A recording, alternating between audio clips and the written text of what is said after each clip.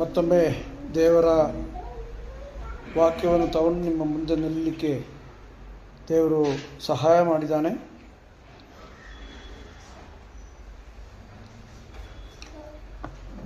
ಅದಕ್ಕಾಗಿ ದೇವರಿಗೆ ಸ್ತೋತ್ರ ಸಲ್ಲಿಸ್ತೇನೆ. ಸೊ ಪ್ರಾರಂಭದಲ್ಲಿ ಹೋದ ಸಂದೇಶದಲ್ಲಿ ನಾನು ಕೇಳಿದೆ, ಎಲ್ಲದರ ಆ ಒಂದು ಅಂತಿಮವಾದ ಉದ್ದೇಶ, ಕರ್ತನು ಈ ಲೋಕಕ್ಕೆ ಬಂದದ್ದು, ಜೀವಿಸಿದ್ದು, ನಮ್ಮನ್ನು ರಕ್ಷಿಸಿದ್ದು, ಅದನ್ನು ಸಾಕ್ಷಿಗಳಾಗಿ ನಮ್ಮನ್ನು ಇಟ್ಟಿದ್ದು, ಮತ್ತು ಆತ್ಮೀಕ ಚಟುವಟಿಕೆಗಳು, ಇವೆಲ್ಲದರ ಉದ್ದೇಶ ನಾವು ಆತನ ಜೊತೆ ಇರಬೇಕು. ದೇವರ ಪ್ರೀತಿ ಆತನು ಕಲ್ವಾರಿ ಶಿಲುಬೆಯಲ್ಲಿ ತೋರಿಸಿದನು, ನಮ್ಮನ್ನು ಕೃಪೆಯಿಂದ ರಕ್ಷಿಸಿ ಇಲ್ಲಿ ಇಟ್ಟಿದ್ದಾನೆ. ಸೊ ಅಲ್ಟಿಮೇಟ್ಲಿ ಪರ್ಪಸ್ ಅದೇ ಪ್ರಿಯರೇ. ಲೋಕವು ಅದರಲ್ಲಿ ಇರೋದೆಲ್ಲ ಏನಾಗುತ್ತದೆ? 2 ಪೇತ್ರ 3:10 ನಾವು ನೋಡ್ತೇವೆ, ಅದು ಬೆಂಕಿಯಲ್ಲಿ ಸುಡಲ್ಪಡ್ತದೆ. ಹಾಗೆಯೇ 1 ಯೋಹಾನ 2:15-17 ನೋಡುವಾಗ ಲೋಕವು ಅದರ ಇಚ್ಛೆಯು ಗತಿಸಿ ಹೋಗುತ್ತದೆ, ಅದರ ದೇವರ ಚಿತ್ತವನ್ನು ನೆರವೇರುವ ಸೊ ಈ ಸತ್ಯಗಳೆಲ್ಲ ನಾವು ಓದಿ ಅದಕ್ಕೆ ತಕ್ಕಂತೆ ನಾವು ನಮ್ಮ ಜೀವನವನ್ನು ಕ್ರಮಪಡಿಸಬೇಕು. ಸೊ ಈಗ ನಮ್ಮ ನಿರೀಕ್ಷೆ, ಕರ್ತನು ತನ್ನ ಮಕ್ಕಳು ಯಾವುದನ್ನು ನೆನೆಸಿ, ಯಾವುದನ್ನು ಎದುರು ನೋಡುತ್ತಾ, ಯಾವುದಕ್ಕಾಗಿ ಕಾಯಬೇಕು ಎಂಬುದಾಗಿ ದೇವರು ಉದ್ದೇಶಿಸಿದ್ದಾನೆ ಎಂಬುದರ ಕುರಿತಾಗಿ ನಾವು ನೋಡೋಣ. ಮತ್ತಾಯನ ಸುವಾರ್ತೆ 24ನೇ ಅಧ್ಯಾಯ 42-47.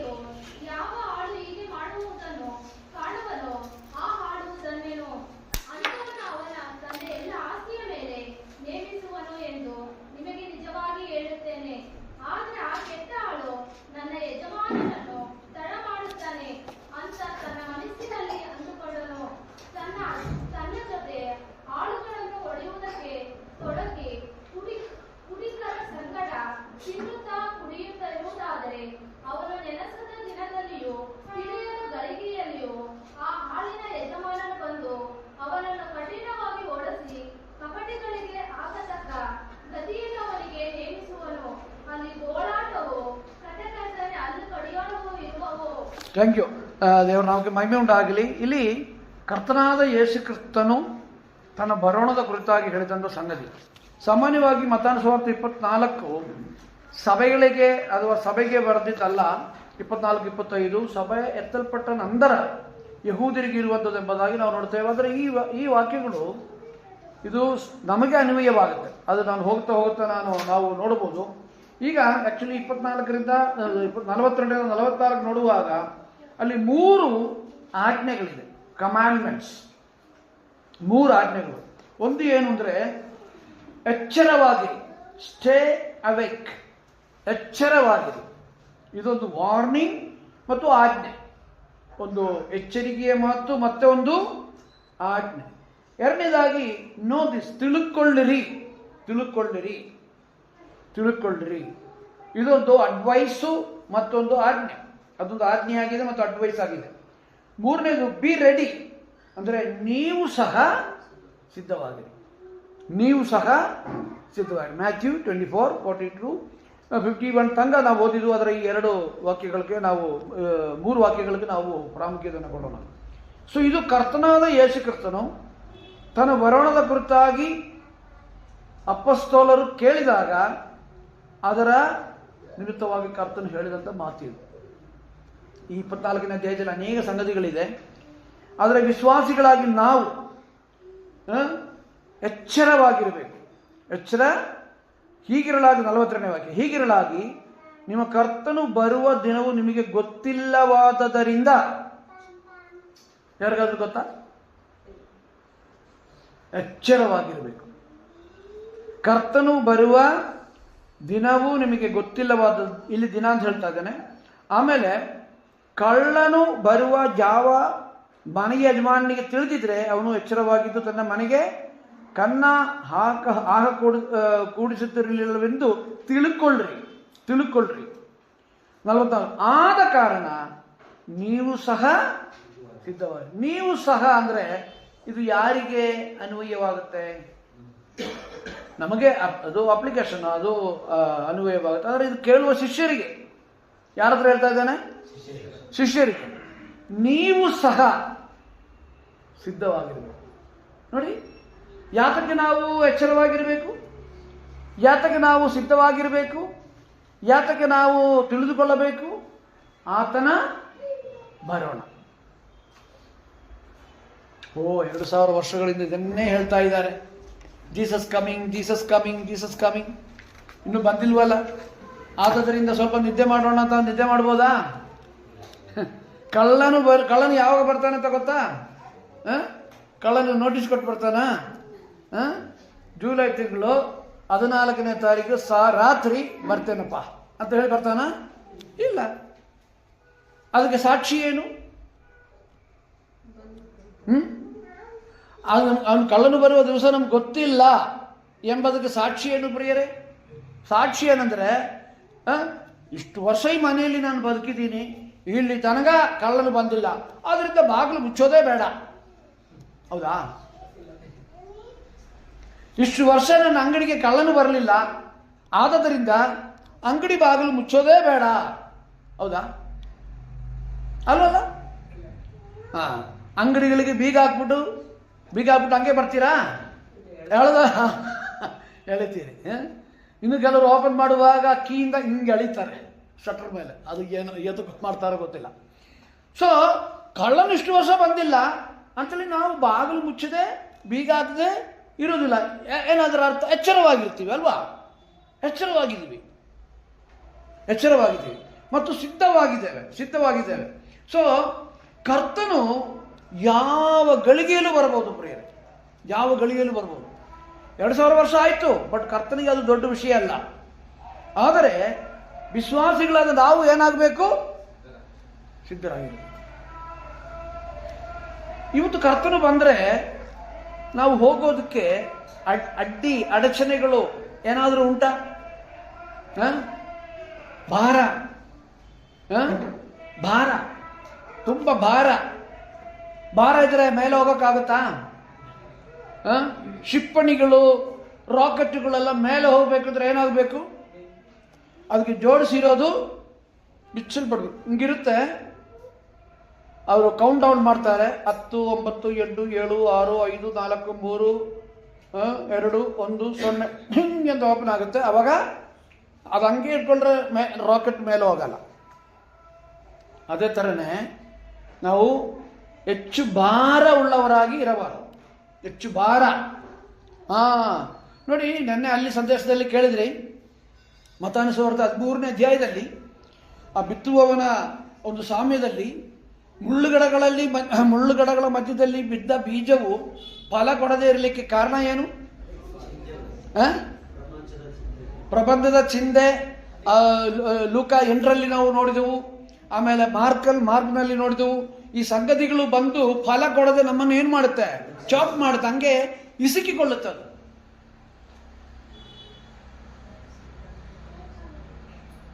ಪ್ರೇರೆ, ಇದು ಎಷ್ಟು ಸೀರಿಯಸ್ ಗೊತ್ತಾ? ಅದು ಕರ್ತನು ಬಂದಾಗ ಎತ್ತಲ್ಪಡಲಿಲ್ಲ ಅಂದ್ರೆ ನಾವೇನ್ ಮಾಡ್ಬೇಕಂತೆ? ಎಚ್ಚರವಾಗಿರ್ಬೇಕಲ್ಲ. ಎಚ್ಚರವಾಗಿರೋದ್ರಿಂದ ಆತ್ಮೀಯವಾಗಿ ಮಾತ್ರ ಅಲ್ಲ, ಸಂದೇಶ ಕೇಳುವಾಗಲೂ ಎಚ್ಚರವಾಗಿರ್ಬೇಕು. ಯಾರು ನಿದ್ದೆ ಮಾಡಬೇಕು. ಸಂದೇಶ ಕೇಳುವಾಗ ನಿದ್ದೆ ಮಾಡುವವರು ಕರ್ತನು ಬಂದಾಗಲೇ ಹೆಂಗಿರುತ್ತೆ? ನಿದ್ದೆ ಮಾಡ್ತಾ ಇರ್ತಾರೆ. ಎಚ್ಚರವಾಗೋದಂದ್ರೆ ಏನು? What is the opposite? ಅವೈಕ್ಯಕ್ಕೆ ಆಪೋಸಿಟ್ ಏನು? ನಿದ್ದೆ ಮಾಡೋದು. 1ನೇ ಥೆಸಲೋನಿಕ 5ನೇ ಅಧ್ಯಾಯದಲ್ಲಿ ಪೌಲ ಹೇಳ್ತಾನೆ, ನಾವು ನಿದ್ದೆ ಮಾಡುವವರ ಗುಂಪಿನಲ್ಲಿ ಇರುವವರಲ್ಲ. ಫಸ್ಟ್ ಥೆಸಲೋನಿಕ 5:5 ಹೇಳ್ತಾನೆ, ನಾವು ನಿದ್ದೆ ಮಾಡುವವರು ಅಲ್ಲ. ನಾವು ನಿದ್ದೆ ಮಾಡಬಾರದು. ಕ್ರಿಸ್ತಿಯ ಜೀವಿತ ಹುಡುಗಾಟ ಅಲ್ಲ, ಕ್ರಿಸ್ತಿಯ ಜೀವಿತ ಸೀರಿಯಸ್. ಇದು ಎಷ್ಟೋ ಜನಕ್ಕೆ ಇವತ್ತು ಗೊತ್ತಿಲ್ಲ. ಸುಮ್ಮನೆ ಏನು ನಾನು ಕ್ರೈಸ್ತನು. ಕ್ರಿಸ್ತಿಯ ಜೀವಿತ ಗಂಭೀರವಾದದ್ದು.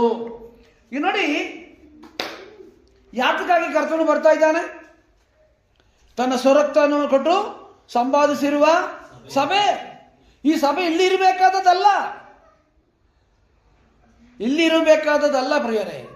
ಆಗ ನೋಡಿ, ಎರಡು ಥರದ ಜನರನ್ನು ನಾವು ನೋಡ್ತೇವೆ. ಎರಡು ಥರ ಸಭೆಯಲ್ಲಿರೋರು ಎಲ್ಲರೂ ಎತ್ತಲ್ಪಡಲ್ಲ, ನಾನು ಹೇಳ್ತೇನೆ. ಸಭೆಗಳಲ್ಲಿ ಇದು ರೋಮನ್ ಕಥೋಲಿಕ, CSI, ಮೆಥಡಿಸ್ಟ್ ಅದೆಲ್ಲ ಬಿಟ್ಬಿಡಿ. ಈ ವಿಶ್ವಾಸಿಗಳ ಸಭೆ ಎಂಬುದಾಗಿ ಹೇಳ್ತಾರಲ್ಲ, ಅದರಲ್ಲಿ ಇರೋರು ಎಲ್ಲರೂ ಎತ್ತಲ್ಪಡಲ್ಲ. ವಾಕ್ಯ ಹೇಳ್ತಾನೆ, ಅಪೊಸ್ತಲರ ಕೃತ್ಯಗಳು 2ನೇ ಅಧ್ಯಾಯ, ಆಕ್ಟ್ಸ್ ಚಾಪ್ಟರ್ 2, ಅಪೊಸ್ತಲರ ಕೃತ್ಯಗಳು 2ನೇ ಅಧ್ಯಾಯ 41 ಓದಿ. ಅವನ ಮಾತಿಗೆ ಒಪ್ಪಿಕೊಂಡವರು ದೀಕ್ಷಾಸ್ನಾನ ಮಾಡಿಸಿಕೊಂಡರು. ಆ ದಿವಸ ಸುಮಾರು 3,000 ಜನರು ಅವರಲ್ಲಿ ಸೇರಿದರು. 3,000 ಜನರು ಅವರಲ್ಲಿ ಸೇರಿದರು. 41 ಅಲ್ವಾ? 41 ಕರೆಕ್ಟ್. ಅವನ ಮಾತಿಗೆ ಒಪ್ಪಿಕೊಂಡವರು. ಯಾರ ಮಾತಿಗೆ? ಪೇತ್ರನ ಮಾತಿಗೆ ಒಪ್ಪಿಕೊಂಡವರು. ನಾವು ಕೂಡ ಅನೇಕ ಸಾರಿ, ನೀವು ಕರ್ತನಾದ ಯೇಸು ಕ್ರಿಸ್ತನ ಅಂಗೀಕರಿಸ್ತೀರಾ? S S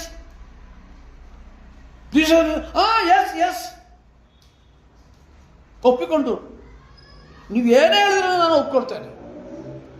ಅವರೇನಾದರೂ ಒಪ್ಪಿಕೊಂಡವರು 41 ಮಾಡಿಸಿಕೊಂಡ್ರು. ಆ ದಿವಸ ಸುಮಾರು 3,000 ಜನರು ಅವರಲ್ಲಿ ಸೇರಿದರು.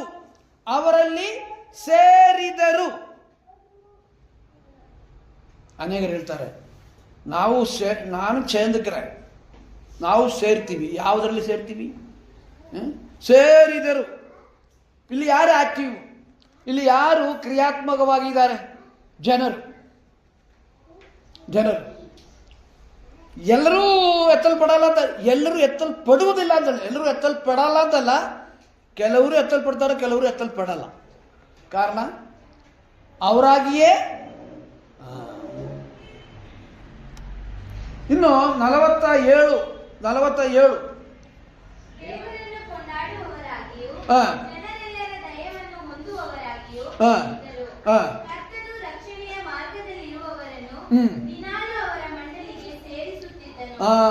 ಅವರು ಸೇರಿದರು. ಇಲ್ಲಿ ಕರ್ತನು ಸೇರಿಸುತ್ತಿದ್ದನು. ವ್ಯತ್ಯಾಸ ಗೊತ್ತಾಯ್ತಾ? ಇಲ್ಲಿ ಯಾರು ಆಕ್ಟಿವ್? ಇಲ್ಲಿ ಯಾರು ಸೇರಿಸ್ತಾ ಇರೋದು? ದೇವರು, ಕರ್ತನು.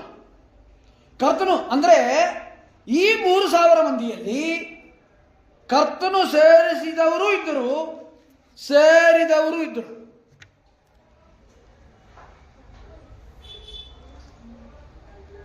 ಕರ್ತನು ಸೇರಿಸಿದವರಲ್ಲಿ ಒಬ್ಬರು ನಷ್ಟವಾಗುವುದಿಲ್ಲ. ಬಟ್ ಸೇರಿದವರಲ್ಲಿ ಎಲ್ಲರೂ ಪರಲೋಕ ಹೋಗಲ್ಲ, ಕರ್ತನು ಬಂದಾಗ ಎತ್ತಲ್ಪಡಲ್ಲ, ಪುನರುತ್ಥಾನ ಹೊಂದಲ್ಲ. ಅನುಭವದಿಂದ ಹೇಳ್ತಾ ಇದ್ದೇನೆ ಪ್ರಿಯರೇ.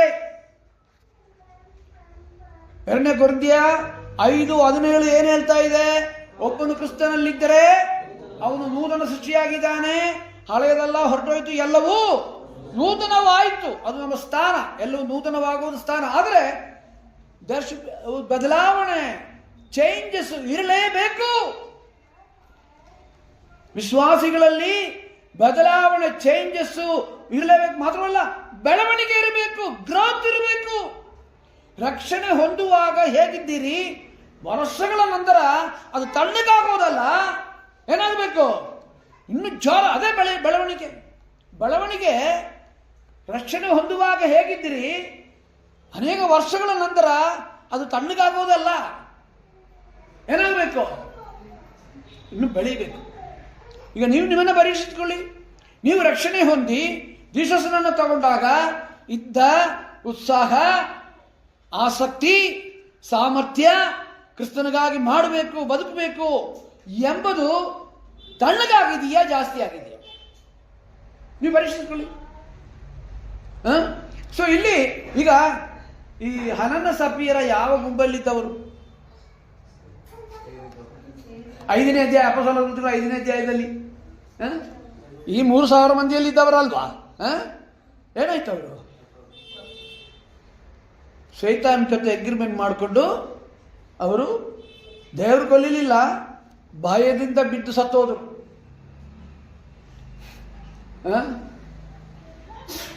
ಪೇತ್ರನು ಏನು ಮಾಮೂಲಿ ಮನುಷ್ಯ, ಇವ್ರ ಗಂಡ ಹೆಂಡತಿ ಅಗ್ರಿಮೆಂಟ್ ಮಾಡಿ ಎಗಿದ್ರೊಂದು ಹೊಂದಾಣಿಕೆ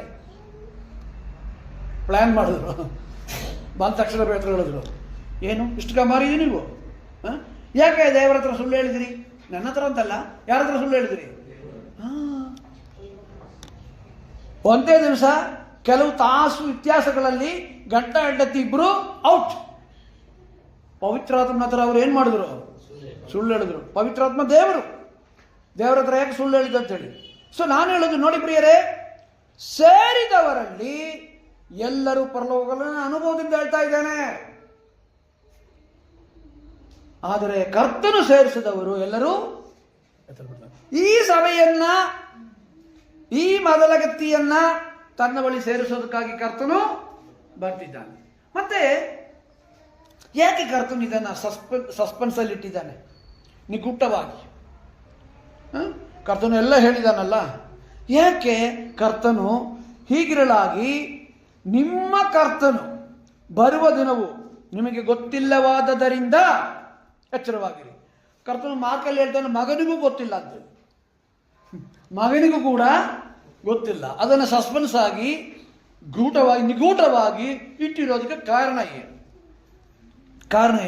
44 ಆದ ಕಾರಣ ನೀವು ಸಹ ಸಿದ್ಧವಾಗಿರಿ, ಎಚ್ಚರಿಕೆ ಆಗಿದ್ರೆ ಎನಿ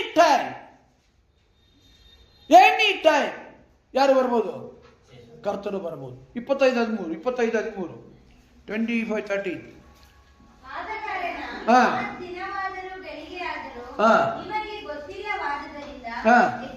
ಎಚ್ಚರವಾಗಿರಿ. ಇದು ಕರ್ತನು ಹೇಳಿದ ಮಾತು ಪ್ರಿಯರೇ, ಕರ್ತನು ಹೇಳಿದ ಮಾತು. ನೀವು ಎಚ್ಚರವಾಗಿರಬೇಕು, ನೀವು ಸಿದ್ಧವಾಗಿರಬೇಕು. ನಾವು ನಮ್ಮ ಅನುದಿನ ಜೀವಿತದಲ್ಲಿ ಎಷ್ಟು ಸಿದ್ಧತೆ ಅಲ್ವಾ? ಮಕ್ಕಳನ್ನ ಶಾಲೆಗೆ ಕಳಿಸುವವರು ಶಾಲೆ ಓಪನ್ ಮಾಡೋದಕ್ಕಿಂತ ಮುಂಚೆ ಬ್ಯಾಗ್ ಏನು, ಟಿಫನ್ ಬಾಕ್ಸ್ ಏನು, ಛತ್ರಿ ಏನು, ಶೂ ಏನು, ಯೂನಿಫಾರ್ಮ್ ಏನು ಎಲ್ಲ ಸಿದ್ಧ ಮಾಡ್ತೀರಲ್ಲ ಅಲ್ವಾ? ಶಾಲೆ ಓಪನ್ ಮಾಡೋದಕ್ಕಿಂತ ಮುಂಚೆ ಸ್ಕೂಲಿಗೆ ಹೋಗಿ ಯಾವಾಗ ಅಡ್ಮಿಷನು ಮಾಡ್ತೀವಲ್ಲ. ಅದೇ ರೀತಿ ಜೀವನದ ಎಲ್ಲ ಕ್ಷೇತ್ರದಲ್ಲೂ ನಾವು ಸಿದ್ಧತೆಯಿಂದ ಇದ್ದೇವೆ. ಇದು ತಾತ್ಕಾಲಿಕವಾದದ್ದು. ಮುಂಜಾಗ್ರತೆಯಿಂದ ನಾವು ಅನೇಕ ಪ್ಲಾನ್ಗಳನ್ನು ಮಾಡ್ತೇವೆ. ಮಕ್ಕಳಿಗಾಗಿ ಅನೇಕ ಉಳಿತಾಯ ಖಾತೆಗಳಿದ್ದಾವೆ. ಮಕ್ಕಳಿಗಾಗಿ ನಾವು ಅದನ್ನು ಮಾಡ್ತೇವೆ, ಸಿದ್ಧತೆಗಳನ್ನು ಮಾಡ್ತೇವೆ. ಅದಕ್ಕೆ ಕರ್ತನು ಹೇಳಿದ್ದು,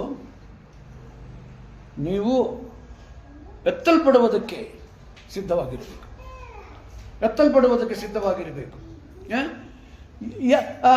ಆದ ಕಾರಣ ಅನೇಕ ಸಂಗತಿಗಳನ್ನು ಹೇಳಿ, ಆ ದಿನವಾದರೂ ಗಳಿಗೆಯಾದರೂ ನಿಮಗೆ ಗೊತ್ತಿಲ್ಲವಾದದರಿಂದ ಎಚ್ಚರವಾಗಿರಿ, ತಿಳ್ಕೊಳ್ಳಿರಿ, ಸಿದ್ಧವಾಗಿರಿ. Are you ready? ಕರ್ತನು ಯಾವಾಗಲೂ ಬರ್ತಾನೆ ಅಂತ ಅನ್ಕೋಬೇಡಿ. ನೆನಸದ ಅಂದ್ರೆ ಅರ್ಥ ಏನು? ಯಾವಾಗಲೂ ಅಂತಲ್ಲ, ಈಗೆಲ್ಲ ಬರಲ್ಲ ಎಂಬ ಒಂದು ಭಾವನೆಯಲ್ಲಿರುವಾಗ. ನೆನಸದ, ಯಾವುದು ನೆನಸದ? ಕರ್ತನು ಬರುವುದರ ಬಗ್ಗೆ ನೆನಸದ, ಅಂದ್ರೆ ಲೀಸ್ಟ್ ಬಾದರ್ಡ್ ಅಬೌಟ್ ದಟ್. ನೆನಸದ ಗಳಿಗೆಯಲ್ಲಿ ಕರ್ತನು ಬರ್ತಾನೆ. ಎಷ್ಟು ಸೀರಿಯಸ್ಸು. ಇದಕ್ಕೆ ಕರ್ತನು ಹೇಳ್ತಾ ಇರೋದು, ನೀವು ಮೇಲಿರುವುಗಳನ್ನ ಹುಡುಕ್ರಿ. ನೀವು ಈ ಲೋಕದವರು ಅಲ್ಲ. ಈ ಲೋಕ ನಿಮ್ಮನ್ನ ಹಾಗೆ ಮಾಡುತ್ತದೆ. ನೀವು ಲೋಕದಲ್ಲಿ ಜೀವಿಸ್ತೀರಿ, ಅದರ ಲೋಕದವರು ಅಲ್ಲ. ನಿಮ್ಗೆ ಯಾವುದು ಬೇಕು ಪ್ರಿಯರೇ? ಯಾವುದು ಬೇಕು? ಯಾಕೆ ದೇವರು ಲೋಕವನ್ನಾಗಲಿ ಲೋಕದಲ್ಲಿ ಇರುವುದನ್ನಾಗಲಿ ಪ್ರೀತಿಸಬೇಡ್ರಿ ಅಂತ ಯೋಹಾನನ ಮೂಲಕ ಹೇಳಿದ್ದು ಯಾತಕ್ಕೆ? ಇದು ಶಾಶ್ವತವಲ್ಲ, ಇದು ನಮ್ಮ ಸ್ವಂತ ದೇಶವಲ್ಲ. ಎಲ್ಲಿದೆ ನಿಮ್ಮ ಮನೆ? ಅಲ್ಲಿದೆ. ಇದು ಒಂದು ಕಡೆ ಇಲ್ಲ, ಅನೇಕ ಕಡೆ ಇದೆ. ಪೌಲ ಹೇಳ್ತಾನೆ 2 ಕೊರಿಂಥಿ 5ನೇ ಅಧ್ಯಾಯದಲ್ಲೆಲ್ಲ ಹೇಳ್ತಾನೆ. ಎಲ್ಲಿದೆ ನಿಮ್ಮ ಪರ್ಮನೆಂಟ್ ಅಡ್ರೆಸ್ಸು? ಕೆಲವು ಕಡೆ ನೀವು ಕಚೇರಿಗೆ ಹೋದರೆ ಕೇಳ್ತಾರೆ ಪರ್ಮನೆಂಟ್ ಅಡ್ರೆಸ್ಸು. ಸರ್ ನನಗೆ ಪರ್ಮನೆಂಟ್ ಅಡ್ರೆಸ್ ಇಲ್ಲ. ಇಲ್ಲ ಇಲ್ಲ ಸರ್, ಬಾಡಿಗೆ ಮನೆಯಲ್ಲಿದ್ದೀನಿ. ಮತ್ತೆ ಕೇಳಿದ್ರೆ ಇದೆ ಸರ್, ಆದರೆ ನಿಮ್ಗೆ ಅರ್ಥ ಆಗಲ್ಲ. ಹೇಳ್ರಿ ಪರವಾಗಿಲ್ಲ ಸರ್, ಅದು ಪರಲೋಕ. ಪರಲೋಕನ ತಮಿಳಲ್ಲಿ ಒಂದು ಗಾದೆ ಇದೆ, ಅಮಾವಾಸ್ಯೆಗೆ ಅಬ್ದುಲ್ ಖಾದರ್ಗೂ ಸಂಬಂಧ ಇಲ್ಲ ಅಂತ. ಅದೇ ಥರ ಈ ವ್ಯಕ್ತಿಗೆ ಪರಲೋಕ ಅಂದ್ರೆ ಏನು ಅಂತಾನೆ ಗೊತ್ತಿಲ್ಲ. ಯಾರಿಗೆ? ಈ ಅಂಜಿನಾದ ಅಧಿಕಾರಿಗೆ. ನಮಗೆ ಸ್ವಂತ ಮನೆ ಅಲ್ಲಿ ಇದೆಯಾ? ನನ್ನ ಕಾರಣ ಹಿಂದೆ ನಾನು ಬರೆದಿದ್ದೀನಿ, ಇಲ್ಲಿಯ ಪೌರತ್ವ, ನಾನು ಇಲ್ಲಿಯವನೂ ಅಲ್ಲ. ಪೌರತ್ವ ನಿನ್ಗೆ ಕೊಡಲಿಲ್ಲಾದ್ರೂ ಪರವಾಗಿಲ್ಲ, ನನ್ನ ಪೌರತ್ವ ಎಲ್ಲಿದೆ? ಸತ್ಯನ ಸುಳ್ಳ? ಮತ್ತು ಅದಕ್ಕೆ ತಕ್ಕಂತೆ ನಾವು ಜೀವಿಸ್ಬೇಕು, ಅದು ತಕ್ಕಂತೆ ನಾವು ಜೀವಿಸಬೇಕು. ಸೊ ನನಸದಗಳಿಗೆ ಮತ್ತೆ ಯಾಕೆ ಕರ್ತನು ಇದನ್ನು ನಿಗೂಢವಾಗಿಟ್ಟಿದ್ದಾನೆ? ಅದನ್ನೇ ನಾನು ಹೇಳ್ತಾ ಇರೋದು. ನೋಡಿ, ಪ್ರತಿಯೊಬ್ಬ ವಿಶ್ವಾಸ, ಗಮನ ಕೊಟ್ಟು ಕೇಳಿ, ಪ್ರತಿಯೊಬ್ಬ ವಿಶ್ವಾಸಿಯು ನನ್ನ ಜೀವಿತ ಅವಧಿಯಲ್ಲಿ, ನಾನು ಜೀವಿಸುವ ಈ ಕಾಲಘಟ್ಟದಲ್ಲಿ, ಅಂದರೆ ನಾನು ಹೇಳುವಾಗ ಈ ಭಾನುವಾರದ ದಿವಸ, ಈ ದಿವಸದಲ್ಲಿ ಕರ್ತನು ಬರಬಹುದು ಎಂಬ ಪ್ರಜ್ಞೆಯಿಂದ ಪ್ರತಿಯೊಂದು ವಿಶ್ವಾಸಿಯು ಜೀವಿಸಬೇಕೆಂಬುದೇ ದೇವರ ಉದ್ದೇಶ. ಅರ್ಥ ಆಯ್ತಾ? ಪ್ರತಿಯೊಬ್ಬ ವಿಶ್ವಾಸಿಯು ಸಮೂಹವಾಗಿ ಬೇಡ, ಸಭೆಯಾಗಿ ಬೇಡ, ಪ್ರತಿಯೊಂದು ವಿಶ್ವಾಸಿಯು ದೇವರ ಮುಂದೆ, ಕರ್ತನೇ ನೀನಿವತ್ತು ಬರಬಹುದು. ರಾತ್ರಿ ಮಲ್ಕೊಳ್ಳುವಾಗ, ಕರ್ತನೇ ನೀನು ಬಂದಿಲ್ಲ. ನೀವು ಹೇಳ್ತೀರಾ ಕರ್ತನು ಬರುವುದು ತಡವಾದರೆ ಎಂಬ ಪದವನ್ನು ಉಪಯೋಗಿಸ್ತೀರಾ ನೀವು? ಯಾಕೆ ಅದನ್ನು ಉಪಯೋಗಿಸ್ತಾರದು? ಯಾಕೆ? ನಮ್ಗೆ ಗೊತ್ತಿಲ್ಲ. ಈಗ ನಾವು ಆಗಸ್ಟ್ 15 ಸಹೋದರಿಯರ ಕೂಟ ಇಟ್ಟಿದ್ದೀವಿ. ಕರ್ತನು ಬರುವುದು ತಡವಾದರೆ ಅದು ನಡೆಯುತ್ತೆ. ಕರ್ತನು ಬಂದರೆ ಆ ಕೂಟ ನಡೆಯುತ್ತಾ? ನಡಿಬೇಕಾದ ಅಗತ್ಯ ಇದೆಯಾ? ಸೊ ಪ್ರತಿಯೊಂದು ವಿಶ್ವಾಸಿಯು ನನ್ನ ಜೀವಿತ ಅವಧಿಯಲ್ಲಿ ಕರ್ತನು ಬರಬಹುದು ಎಂಬ ಅರಿವಿನಿಂದ, ಆ ನಿರೀಕ್ಷೆಯಿಂದ, ಜಾಗ್ರತೆಯಿಂದ ಜೀವಿಸಬೇಕು. ಪೌಲನಾಗಿ ಇದ್ದಿದ್ದು, ಪೌಲನಾಗಿ ಜೀವಿಸಿದ್ದು. ಪೌಲನು ಒಂದು ಒಳ್ಳೆ ಮಾದರಿ ಅಲ್ವಾ? ಪೌಲನ ಹಂಗೆ ಜೀವಿಸಿದ್ದು. ಅದಕ್ಕೆ ಅವನು ಅನೇಕ ಕಡೆ, ಈಗ ಉದಾಹರಣೆಗೆ 1ನೇ ಥೆಸಲೋನಿಕೆದವರಿಗೆ ಬರೆದ ಪತ್ರಿಕೆ 4ನೇ ಅಧ್ಯಾಯ 13ರಿಂದ ನಾವು ಓದುವಾಗ ಅಲ್ಲಿ ಅವನು ಏನು ಹೇಳೋದು ನೋಡಿ. ಅಲ್ಲಿ ಮಾತ್ರ ಅಲ್ಲ, ಬೇರೆ ಕಡೆನೂ ಇದೆ. ಯಾತಕ್ಕೆ ನಾವು ಸಿದ್ಧರಾಗಿರ್ಬೇಕು?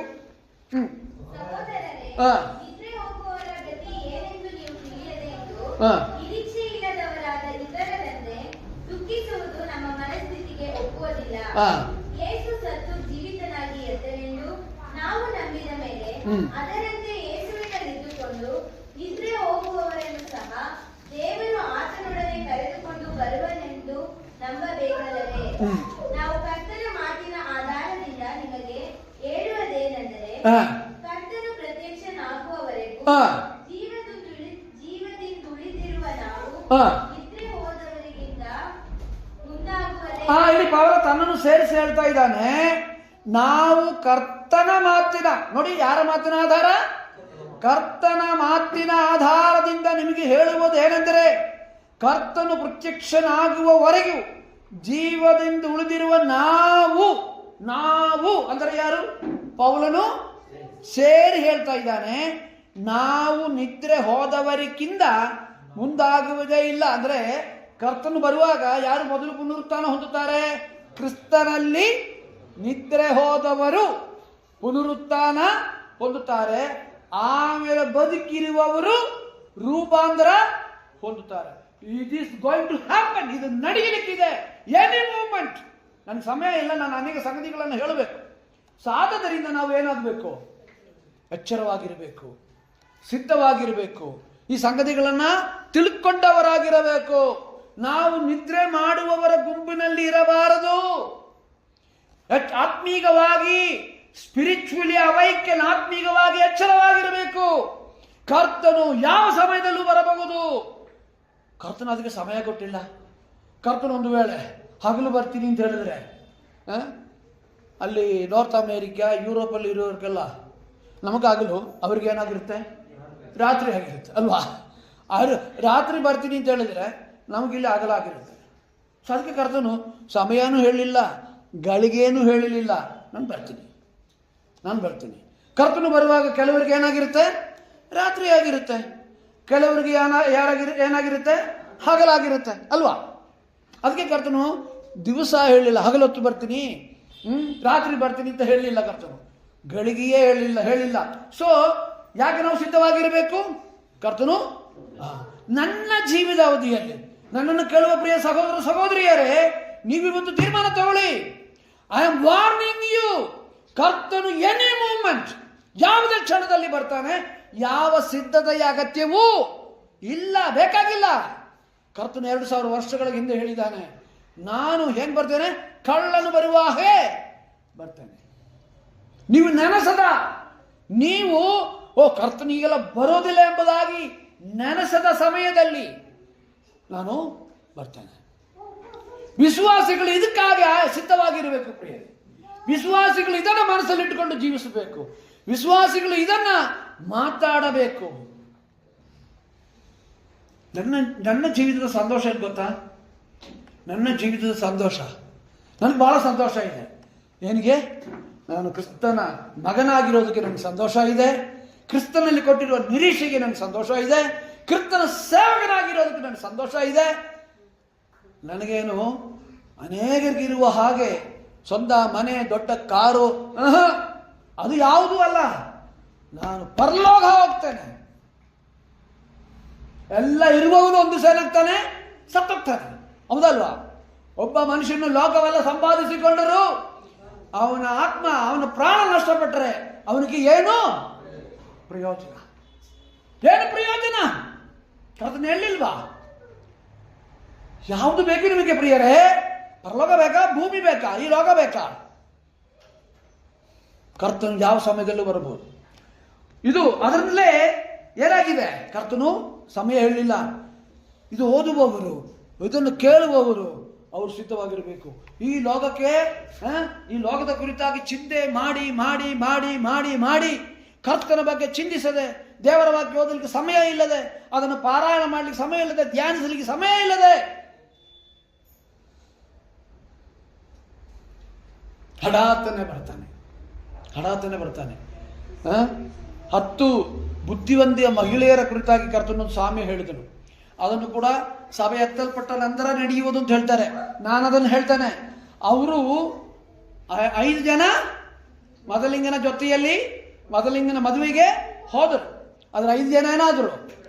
ಯಾಕೆ ಅವರು ಕೈ ಬಿಡಲ್ಪಟ್ಟರು? 2 ಸಂಗತಿಗಳು. ಒಂದು, ಎಣ್ಣೆ ಇರಲಿಲ್ಲ. ಎಂಥ ಮೂರ್ಖರ ಅಲ್ವಾ? ಕಾರಿದೆ, ಪೆಟ್ರೋಲ್ ಇಲ್ಲ. ಪ್ರಯೋಜನ ಇದೆಯಾ? ಗ್ಯಾಸ್ ಸ್ಟವ್ ಇದೆ, ಸಿಲಿಂಡರ್ ಇಲ್ಲ. ಪ್ರಯೋಜನ ಇದೆಯಾ? ಟಾರ್ಚ್ ಇದೆ, ಒಳಗಡೆ ಬ್ಯಾಟ್ರಿ ಇಲ್ಲ. ಒಳ್ಳೆ ಕ್ಯಾಮ್ರಾ ಇದೆ, ಫಿಲ್ಮ್ ಇಲ್ಲ. ಈಗ ಅದೆಲ್ಲ ಇಲ್ಲದೆ ನಡೆಯುತ್ತೆ, ಆದರೆ ಯೋಚನೆ ಮಾಡಿ, ಪ್ರಯೋಜನ ಇದೆಯಾ? ಒಳ್ಳೆ ಕ್ಯಾಮರಾ, ಫಿಲ್ಮ್ ಇಲ್ಲ ಒಳಗಡೆ. ದೀಪ ತಂದಿದ್ದಾರೆ, ಎಣ್ಣೆ ಇಲ್ಲ. ಅದು ಮಾತ್ರ ಅಲ್ಲ, ಅವರು ಬರೋದಕ್ಕೆ ತಡವಾದಾಗ ಏನಾದರೂ ನಿದ್ದೆ ಮಾಡಿದ್ರು. ಅವ್ರ ಎಣ್ಣೆ ತರೋಷ್ಟರಲ್ಲಿ ಏನಾಯ್ತು? Door closed. ಬಿ ಕೇರ್ಫುಲ್, ಎಚ್ಚರವಾಗಿರಿ. ನಿಮಗೆ ಇಷ್ಟಪಟ್ಟರು ಇಷ್ಟಪಡದೇ ಇದ್ರು ಇದೇ ಸತ್ಯ. ಕರ್ತನು ಯಾವ ಮೂಮೆಂಟ್ ಬೇಕಾದರೂ ಬರ್ಬೋದು.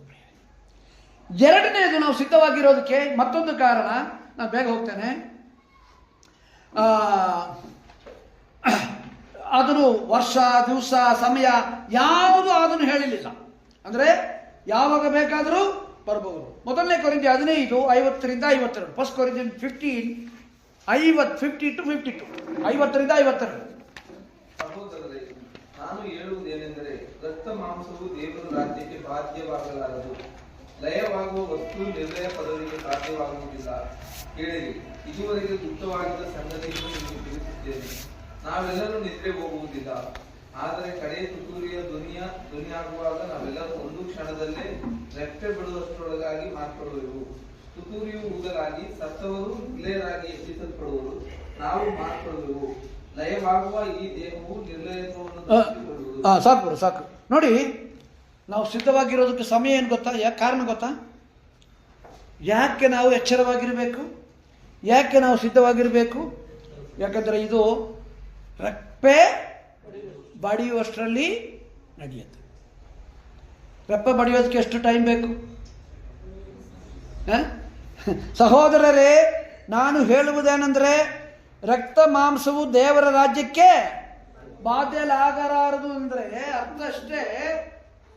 ಈ ಶರೀರದ ಜೊತೆಯಲ್ಲಿ ಇದು ಎಷ್ಟೇ ದೃಢ ಗಾತ್ರವಾಗಲಿ, ಎಷ್ಟೇ ಅಂದ ಚಂದ ಸೌಂದರ್ಯದಿಂದ ಕೂಡಿದಾಗಲಿ, ಎಷ್ಟೇ ಹೈಟ್ ಇರಲಿ, ಎಷ್ಟೇ ದಪ್ಪಣೆ ಇರಲಿ, ಈ ಶರೀರದಿಂದ ಹೋಗಕ್ಕೆ ಆಗೋದಿಲ್ಲ.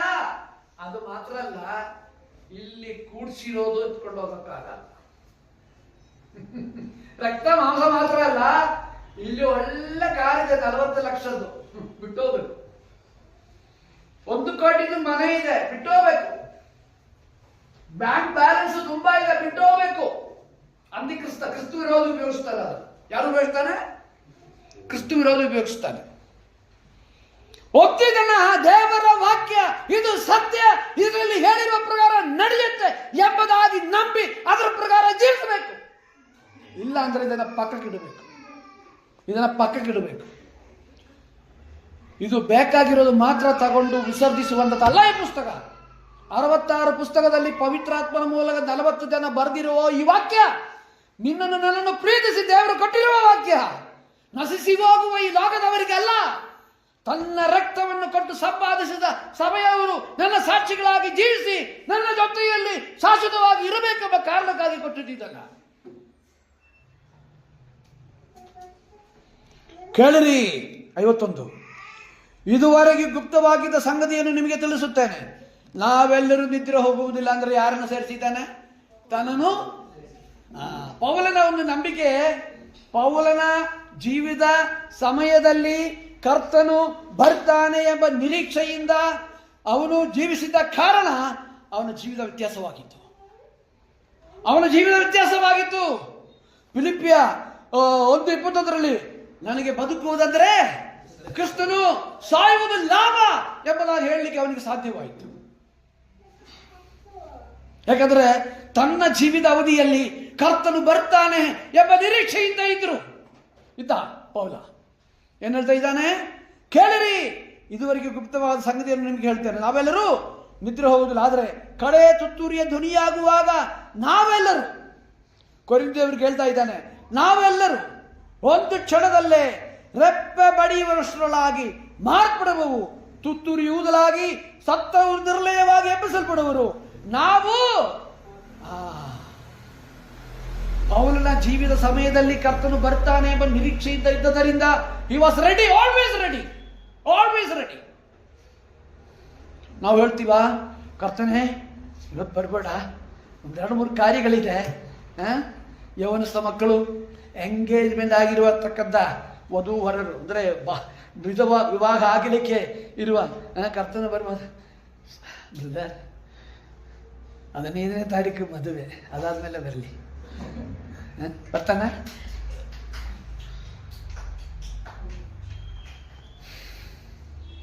I believe this. ನಾನು ಇದನ್ನು ನಂಬ್ತೀನಿ ಪ್ರಿಯರೇ.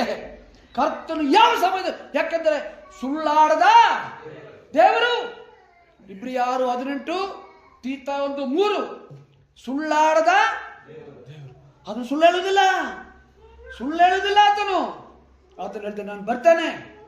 ಯೋಹಾನ 14:1-2-3 ಅದನ್ನು ಹೇಳ್ತೇನೆ. ನೀವು ಕಳವಳಗೊಳ್ಳಬೇಡ್ರಿ, ಅಂಜಬೇಡ್ರಿ, ಭಯಪಡಬೇಡ್ರಿ, ನಾನು ಹೋಗ್ತೀನಿ.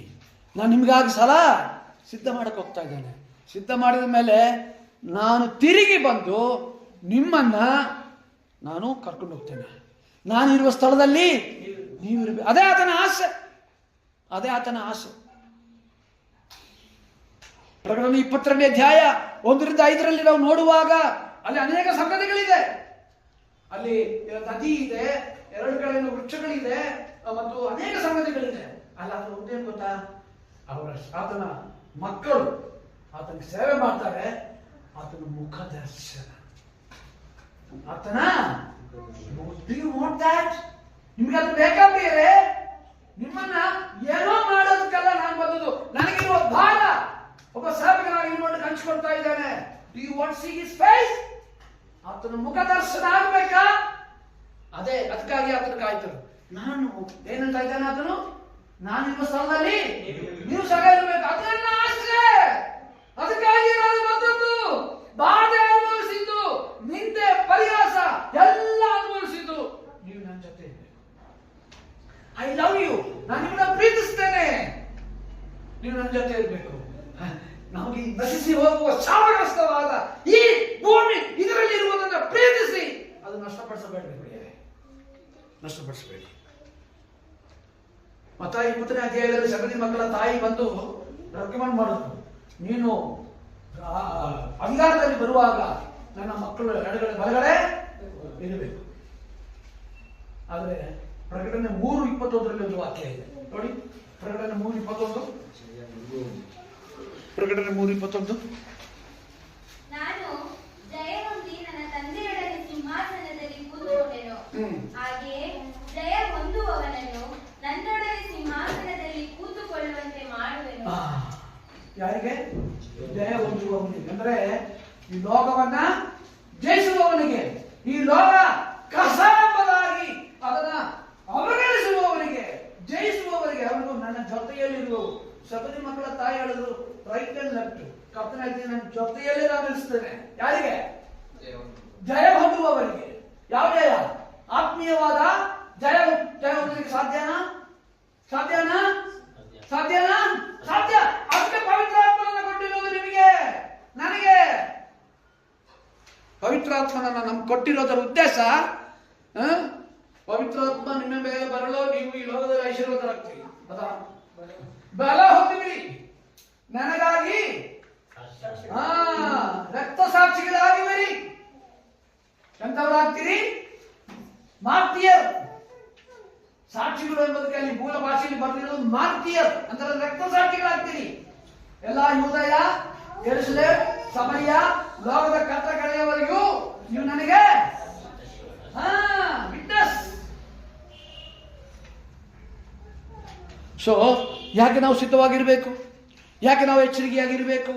ಯಾಕೆ ನಾವು ತಿಳ್ಕೊಳ್ಳಬೇಕು? ಯಾಕೆಂದ್ರೆ ರೆಪ್ಪೆ ಬಡಿಯೋಷ್ಟರಲ್ಲಿ ಏನಾಗ್ತದೆ? there is no time. ನಾವೇನ್ ಮಾಡಬೇಕು? ಅನೇಕ ಸಂಗತಿಗಳಿದೆ ನೋಡಿ. ನಾವು ಸಿದ್ಧವಾಗಿರ್ಬೇಕು ಅಂದ್ರೆ ಏನು? ಸಿದ್ಧವಾಗಿರ್ಬೇಕು ಅಂದ್ರೆ ನೋಡಿ, ಪರಸ್ಪರ ರಿಲೇಶನ್ಶಿಪ್ಗಳನ್ನು ಸರಿಪಡಿಸಬೇಕು. ಸಹೋದರ ಸಹೋದರಿಯರ ಮಧ್ಯದಲ್ಲಿ ನಿಮ್ಮನ್ನ ದ್ವೇಷಿಸ್ತಾರೆ ಇಲ್ಲವೋ, ನೀವು ಯಾರನ್ನು ದ್ವೇಷಿಸುವುದು ಬೇಡ. ನೀವು ಪ್ರೀತಿಸಲಿ. ನಾವು ರಿಲೇಶನ್ಶಿಪ್ಗಳನ್ನು ಸರಿಪಡಿಸಬೇಕು. ಗಂಡ ಹೆಂಡತಿ, ಸಹೋದರ ಸಹೋದರಿಯರು, ಅಪ್ಪ ಮಕ್ಕಳು ಮತ್ತು ನಮ್ಮ ನೆರೆಯವರು ಎಲ್ಲರ ಜೊತೆ ಒಳ್ಳೆ ರಿಲೇಶನ್ಶಿಪ್ ಮಾಡಿ. ಯಾವ ಬರ್ತನೂ ಗೊತ್ತಿಲ್ಲ. You should make. ಅದೇ ನಾನು ಹೇಳ್ತಾ ಇರೋದು. ನಾನು ಹೇಳ್ತಲ್ಲ, ಸಾರು ನನ್ಗೆ ಹೇಳಿದ್ರು ಪರವಾಗಿಲ್ಲ ಸರ್, ಲೈಟ್ ನೀವು ಹಾಕಿರೋದು ಇಲ್ಲ. I don't want. ಅವ್ರು ಹೇಳಬಾರದು ನನಗೆ ದುಡ್ಡು ಕೊಡ್ಬೇಕಾಗಿತ್ತು ಅಂತ ಹೇಳಬಾರದು. ಸಿದ್ಧವಾಗಿರ್ಬೇಕು. Any time. ನಿಮ್ಮ ಮನೆ ಒಳಗಡೆ ನೀವು ಎತ್ತಲ್ಪಟ್ರೆ, ಯಾರಾದ್ರೂ ಒಳಗಡೆ ಬಂದ್ರೆ ಇವನು ವಿಶ್ವಾಸದಲ್ಲಿ ಇದೆಲ್ಲ ಇಟ್ಕೊಂಡಿದ್ದ ಅಂತ ಹೇಳುವಂಥದ್ದು ಇದೆಯಾ? ಸಿದ್ಧವಾಗಿರಿ. ನಾವು ಹಾಡಾಡ್ತೀವಲ್ಲ, ಸಿದ್ಧವಾಗಿರಿ ನೀವು, ಹಾಡುಗಳೆಲ್ಲ ಹಾಡ್ತೀವಿ. Are we serious? ಮತ್ತು ಯಾತಕ್ಕಾಗಿ ಅದನ್ನು ಬರ್ತಾನೆ? ಸಮಯ ಇಲ್ಲ ನಮಗೆ, ನಮ್ಗೆ ಸಮಯ ಇಲ್ಲ. ನಾವೆಲ್ಲ ಸರಿ ನೋಡಿ. ಫಿಲಿಪಿಯ 3:20. ಫಿಲಿಪಿಯದವರಿಗೆ 3:20.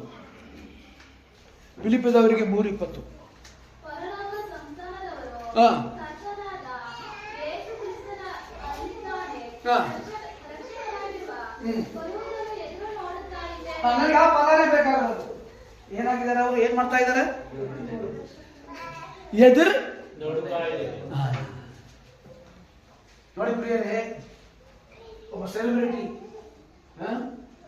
ಕ್ರಿಕೆಟ್ ಪ್ಲೇಯರ್ಗಳು ಮನೆ ಬಂದಾಗ ಲಕ್ಷಾಂತರ ಜನರು, ಲಕ್ಷ ಇಲ್ಲ, ಅಲ್ಲಿ ಇಟ್ಕೊಳ್ಳೋಕ್ಕಿಂತ ಹಲವು ಪಟ್ಟು ಜಾಸ್ತಿ ಹೋಗಿ ಸುಮಾರು ಜನ ಸತ್ತೋದ್ರು. ಕೇವಲ ಲೋಕ ಮನುಷ್ಯನಿಗಾಗಿ ಪ್ರಾಣ ಕೊಟ್ಟರು. ಒಬ್ಬ ರಾಜಕಾರಣಿ ಬರೋದಾದ್ರೆ, ಒಬ್ಬ ಸೆಲೆಬ್ರಿಟಿ ಬರೋದಾದ್ರೆ ತಾಸು ಕಟ್ಲೆ ವೇಟ್ ಮಾಡಿ, ಬಿಸಿಲಾಗಲಿ ಮಳೆ ಆಗಲಿ, ಒಂದು ನಿಮಿಷ ಹಿಂಗಾಗ್ತಾನೆ ಹೋಗ್ತಾರೆ. ಏನಂತಾನೆ? ಟಾಟಾ ಮಾಡ್ಕೊಂಡು ಹೋಗ್ತಾರೆ. ಗಂಟೆ ಗಂಟೆ ಕಾಯ್ತಿರ್ತಾರೆ. Are you waiting for your lord? ನಿಮ್ಮ ಕರ್ತನನ್ನು ಎದುರು ನೋಡ್ತಾ ಇದ್ದೀರಾ? ಎದುರು ನೋಡ್ತಾ ಇದ್ದೀರಾ? ಎದುರು ನೋಡ್ತಾ ಇದ್ದೀರಾ? ನಾನು ಹೇಳಿದ ಅರ್ಥ ಆಯ್ತಾ ನಿಮಗೆ? ಸೆಲೆಬ್ರಿಟಿಗಳು, ರಾಜಕಾರಣಿಗಳು ಬಾರಿಕೇಡ್ ಹಾಕಿ, ಬಿದಿರುಗಳು ಹಾಕಿ, ಲೈನ್ ಆಗಿ ಮಿಲಿಟರಿ ಪೊಲೀಸನ್ನು ಹಾಕಿ,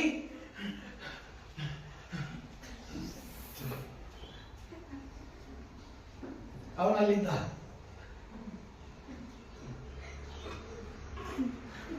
ಫುಡ್ಸ್ ಅವನು ನಿಮ್ಗೆ ಏನು ಮಾಡಿಲ್ಲ.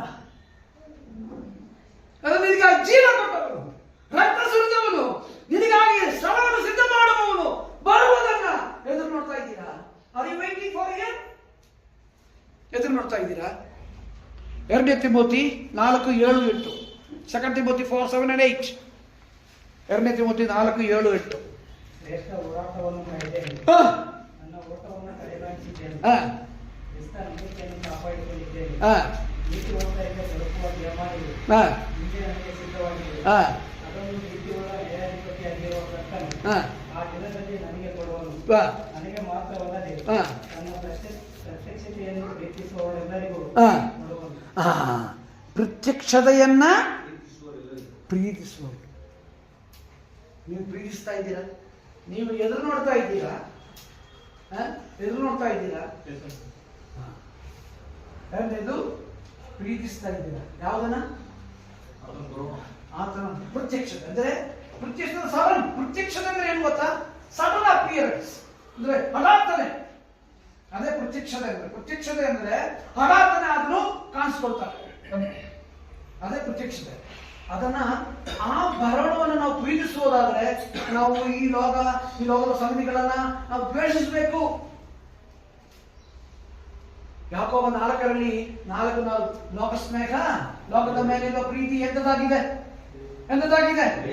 ದೇವರಿಗೆ ವೈರಿತ್ವ. If you love the world, you are enemy of God. ದೇವರಿಗೆ ನೀವು ವೈರಿಯಾಗಿದ್ದೀರಾ. ಆತನ ಪ್ರತ್ಯಕ್ಷತೆಯನ್ನ ಪ್ರೀತಿಸುವವರು. ನಿಜವಾಗಿ ನಾವು ಪ್ರೀತಿಸ್ತಾ ಇದ್ದೇವೆ ಪ್ರಿಯರೇ? ನೋಡಿ, ನಾನು ಎಲ್ಲ ಕಡೆ ಹೇಳೋದುಂಟು, ಇಲ್ಲಿ ಒಂದು ಚಿಕ್ಕ ಸ್ವರ್ಗ ಮಾಡೋದಕ್ಕೆ ಪ್ರಯತ್ನ ಮಾಡಬಾರ್ದು. ಕೆಲವು ಅಪಾರ್ಟ್ಮೆಂಟ್ಸ್ಗಳಿಗೆಲ್ಲ ಹೆಸರು Heaven.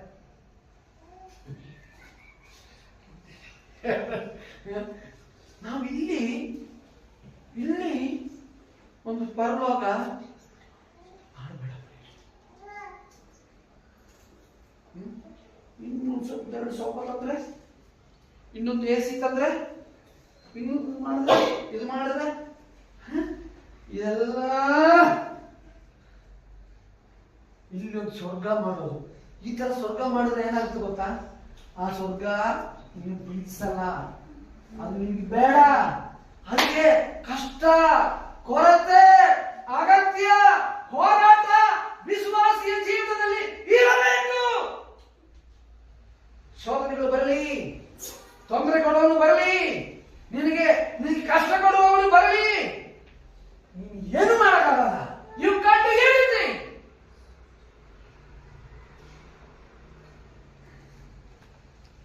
Because I am not belongs to this world. ನಾನು ಈ ಲೋಕಕ್ಕೆ ಸೇರಿದವನು ಅಲ್ಲ. ಸೊ ಆತನ ಬರೋಣವನ್ನ ಪ್ರೀತಿಸಬೇಕು. ಆತನು ಬರುವ ಗಳಿಗೆ, ಸಮಯ, ದಿವಸ ಗೊತ್ತಿಲ್ಲಿರೋದ್ರಿಂದ ನಾವು ಎಚ್ಚರಿಕೆಯಿಂದ ಇರಬೇಕು, ತಿಳ್ಕೊಂಡವರಾಗಿರಬೇಕು ಮತ್ತು ಸಿದ್ಧವಾಗಿರಬೇಕು. ಆದ್ದರಿಂದ ಅಂಥವರ ಜೀವನ ಹೇಗಿರ್ಬೇಕೆಂಬುದೇ ಕೊಲಸೆ ನೋಡಿದ್ವಿ. ಯಾವುದ್ರ ಬಗ್ಗೆ ನಾವು ನೆನಪು ಮಾಡಬೇಕು, ಯಾವುದ್ರ ಬಗ್ಗೆ ಮಾತಾಡಬೇಕು? ಮೇಲಿರುವವರು. ಅನೇಕರು ಕೃಷ್ಣಾತರು ಬರೋದೇನು ಗೊತ್ತಾ? ನೋಡಿ, ನಾನು ಹೇಳ್ತೇನೆ, ನಾವು ಯಾರಿಗೆ ರಿಪೋರ್ಟ್ ಕೊಡೋದ್ರಿ? ನೋಡಿ, ಅವ್ರು ಬರ್ತಾರೆ, ನನಗೆ ಅದಿದೆ, ಕಷ್ಟ ಇದೆ, ಈ ಕಷ್ಟ ಇದೆ, ಹಂಗಿದೆ, ಅದೆಲ್ಲ ದೇವರು ಮಾಡಬೇಕು. ಬಟ್ ಯೇಸು ಕ್ರಿಸ್ತನು ಬಂದದ್ದು, ಆತನ ಸಿಲುಬೆಯಲ್ಲಿ ಸತ್ತದ್ದು ನಿನ್ನನ್ನು ಪರಲೋಕ ಕರ್ಕೊಂಡು ಹೋಗ್ಲಿಕ್ಕೆ, ನಿನ್ನ ಪಾಪ ಕ್ಷಮಾಪಣೆ ಮಾಡಲಿಕ್ಕೆ, ಯಾರಿಂದಲೂ ಕೊಡ್ಲಿಕ್ಕೆ ಸಾಧ್ಯ ಇಲ್ಲ. ಅನೇಕರಿಗೆ ಹೇಳ್ಬೇಕು ಅಂತ, ತಲೆನೋವು ಹೋಗ್ಬೇಕು, ಮಂಡಿ ನೋವು ಹೋಗ್ಬೇಕು, ಸೊಂಟ ನೋವು ಹೋಗ್ಬೇಕು, ಸಾಲ ಬಾಧೆ ಹೋಗ್ಬೇಕು, ಮದುವೆ ಆಗ್ಬೇಕು, ಮಕ್ಕಳಾಗ್ಬೇಕು, ಪರಲೋಕ ಮಾತ್ರ ಬೇಡ, ಪಾಪ ಕ್ಷಮಾಪಣೆ ಬೇಡ. ಅಂಥವರಿಗಾಗಿ ಎಲ್ಲ ಯೇಸು ಕ್ರಿಸ್ತನು ಬರ್ತಾ ಇರೋದು. ಅದೆಲ್ಲ ಮಾಡಬಹುದು, ಅದನ್ನು ಹಿ ಕ್ಯಾನ್ ಡೂ, ಅದನ್ನು ಮಾಡಬಹುದು. ಪ್ರಿಯರೇ, ನೀವು ನಿಮ್ಮನ್ನೇ ಕೇಳಿ ನೋಡಿ. ನಾನು ಪುಲ್ಪಿಟ್ಟಿಂದ ಹೇಳ್ತಾ ಇದ್ದೇನೆ, ಐ ಆಮ್ ರೆಡಿ ಈವನ್ ನಾವು. ಕರ್ತನು ಈಗ ಬಂದ್ರು ನಾನು ಹೋಗಕ್ಕೆ, ಇದು ಈಗಲ್ಲ. ನನ್ನ ಮಕ್ಕಳು ಯೌವನಸ್ಥರಾಗಿ ನನ್ನ ಮುಂದೆ ಕೂತ್ಕೊಂಡು ಅವ್ರು ಕೇಳುವಾಗ ನಾನು ತಿರುಪುತ್ತೂರಲ್ಲಿ ಕೇಳಿದ್ದೇನೆ, ಮಗನೇ ಮಗಳೇ, ಕರ್ತನು ಈಗ ಬಂದ್ರೆ ನಿನಗೇನಾದ್ರು ಕಷ್ಟ ಇದೆ, ಬೇಜಾರಿದೆಯಾ? ಇಲ್ಲ ಡ್ಯಾಡಿ, ನಾವು ಬರಕ್ಕೆ ತಯಾರು. ಅವಾಗ ಈಗ ಮಕ್ಕಳೆಲ್ಲ ಮದುವೆ ಆಗಿದೆ, ಸೆಟ್ಲ್ ಆಗಿದೆ, ಬ್ರದರು ಈಗೆಲ್ಲ ಮಾತಾಡ್ಬೋದು, ಹಂಗ ಅನ್ಕೋಬೇಡ್ರಿ. 30 ವರ್ಷಗಳ ಹಿಂದೆ ಇದೆ ಸಂದೇಶ ನಾನು ಕೊಟ್ಟಿದ್ದೆ. ಈ ಒಂದು ಮನೋಭಾವದಿಂದ ಇದ್ರೆ ಯಾರಾದ್ರೂ ನಮ್ಮನ್ನ ಸೋಲ್ಸಕ್ಕಾಗತ್ತಾ? ಪ್ರಪಂಚ ನಿಮ್ಮನ್ನ ಸೋಲ್ಸಕ್ಕಾಗತ್ತಾ? ಸೈತಾನ್ ನಿಮ್ಮನ್ನ ಸೋಲ್ಸಕ್ಕಾಗತ್ತಾ? ಅಂತ ವೀರ ಶೂರನು ಕರ್ತನು ಎದುರು ನೋಡುವವನಾಗಿದ್ದಾನೆ. ಈಗ ಉಳಿದಿರುವ ಸಮಯ, ಕರ್ತನು ನಮಗೆ ಸಮಯ ಹೇಳಲಿಲ್ಲ, ದಿವಸ ಹೇಳಲಿಲ್ಲ, ವರ್ಷ ಹೇಳಲಿಲ್ಲ, ಆದರೆ ಸೂಚನೆಗಳನ್ನು ಕೊಟ್ಟಿದ್ದಾರೆ. ಸೂಚನೆಗಳು ನೋಡಿ, ಇಬ್ರಿಯ 10:24-25, ಹೀಬ್ರೂ ಚಾಪ್ಟರ್ 10:24-25. ನಾವು ಪರಸ್ಪರ ಹಿತಚಿಂತಕರಾಗಿದ್ದು ಪ್ರೀತಿಸುತ್ತಿರಬೇಕಂತಲೂ ಸತ್ಕಾರ್ಯ ಮಾಡಬೇಕಂತಲೂ ಒಬ್ಬರನ್ನೊಬ್ಬರು ಪ್ರೇರೇಪಿಸೋಣ. ಸಭೆಯಾಗಿ ಕೂಡಿಕೊಳ್ಳುವುದನ್ನು ಕೆಲವರು ರೂಢಿಯಾಗಿ ಬಿಟ್ಟಿರುವ ಪ್ರಕಾರ ನಾವು ಬಿಟ್ಟು ಬಿಡದೆ ಒಬ್ಬರನ್ನೊಬ್ಬರು ಎಚ್ಚರಿಸೋಣ. ಓದಿ. ಕರ್ತನ ಪ್ರತ್ಯಕ್ಷತೆಯ ದಿನವು ಸಮೀಪಿಸುತ್ತಾ ಬರುತ್ತದೆ ಎಂದು ನೀವು ನೋಡುವುದರಿಂದ ಯು ಕ್ಯಾನ್ ಸೀ ಇಟ್. ಲೋಕದಲ್ಲಿ ನಡೆಯುವ ಸಂಗತಿಗಳು. ಅದರ ಜೊತೆ ಇನ್ನೊಂದು ವಾಕ್ಯ, 2 ಥೆಸಲೋನಿಕದವರಿಗೆ 2ನೇ ಅಧ್ಯಾಯ 7-8. 2 Thessalonians chapter 2 verse 7 and 8. ಅಧರ್ಮವು ಈಗಲೂ ಗುಪ್ತವಾಗಿ ತನ್ನ ಕಾರ್ಯವನ್ನು ಸಾಧಿಸುತ್ತದೆ, ಆದರೆ ಇದುವರೆಗೆ ಅಡ್ಡಿ ಮಾಡುವವನು ತೆಗೆದು ಬಿಡಲ್ಪಡುವ ತನಕ ಅದು ಗುಪ್ತವಾಗಿಯೇ ಇರುವುದು. ಅವನು ತೆಗೆದು ಬಿಡಲ್ಪಟ್ಟ ಕೂಡಲೇ ಆ ಅಧರ್ಮ ಸ್ವರೂಪನು ಕಾಣಬರುವನು. ಅವನನ್ನು ಯೇಸು ಕರ್ತನು ತನ್ನ ಬಾಯ ಉಸುರಿನಿಂದ ಕೊಲ್ಲುವನು, ತನ್ನ ಪ್ರತ್ಯಕ್ಷತೆಯ ಪ್ರಕಾಶದಿಂದ ಸಂಹರಿಸುವನು. ಇದು ಸಭೆ ಎತ್ತಲ್ಪಟ್ಟ ನಂತರ 2ನೇ ಬರಣದ ಕುರಿತಾಗಿ ಇದೆ ಇದರಲ್ಲಿ. ಆದರೆ ಮೊದಲು ಇಲ್ಲಿ ಗಮನಿಸಬೇಕಾದ್ದು, ಅಧರ್ಮವು ಈಗಲೂ ಅಂತಲ್ಲ, ಈಗಲೇ ಗುಪ್ತವಾಗಿ ತನ್ನ ಕಾರ್ಯವನ್ನು ಸಾಧಿಸುತ್ತದೆ. ಅಂದ್ರೆ ಲೋಕ ಒಂದು ಪಟ್ಟಿ ನಾನು ಹೇಳ್ತೇನೆ, ಅದನ್ನು ವಿವರಿಸಲಿಕ್ಕೆ ಸಮಯ ಇಲ್ಲ, ನೀವು ಯೋಚನೆ ಮಾಡಿ ನೋಡಿ. ನಾನು ಐ ಆಮ್ ಎನ್ ಅಬ್ಸರ್ವರ್, ಎಲ್ಲವನ್ನು ಸೂಕ್ಷ್ಮವಾಗಿ ನೋಡುವವನು. ಅಂದರೆ ಕರ್ತನ ಬರೋಣ ಪ್ರತ್ಯಕ್ಷತೆಯನ್ನು ನಾವು ಏನು ಮಾಡಬಹುದಂತೆ? ನೋಡಬಹುದು. ಆತ್ಮೀಯ ಕ್ಷೇತ್ರ, ಸ್ಪಿರಿಚುವಲ್ ರೆಲಮ್, ಆತ್ಮೀಯ ಕ್ಷೇತ್ರ ಇವತ್ತು ಹೇಗಿದೆ? ಅನ್ಯರನ್ನ ಬಿಡಿ. 40 ವರ್ಷ 45 ವರ್ಷ ಪಾಸ್ಟ್ ಆಗಿದ್ದ ವ್ಯಕ್ತಿ ಬಂದು ಬಹಿರಂಗವಾಗಿ ಹೇಳ್ತಾ ಇದ್ದಾನೆ, ಅಲ್ಲಿ ನಡೀತಾ ಇರೋದು ಬೇರೆ ಕಳ್ಳತನ, ಬೇರೆ ಮೋಸ.